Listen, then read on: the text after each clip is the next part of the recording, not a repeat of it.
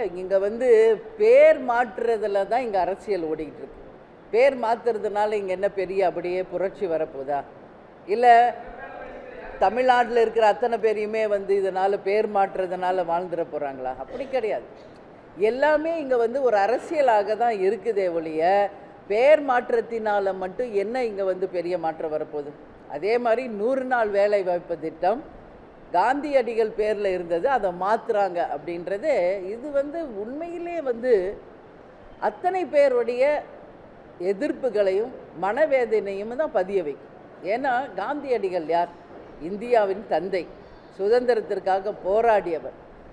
அவர் ஒன்றும் பிரைம் மினிஸ்டராக உட்காரணும்னு சொல்லலை. அவ்வளோ போராடினாலும் அவ்வளோ நாட்டுக்காக உழைத்தாலும் காந்தியடிகள் நம்ம தந்தை, நாட்டின் தந்தை. அவர் பேரில் 100 நாள் வேலை வாய்ப்பு இருந்தால் என்ன குறைஞ்சி போச்சு?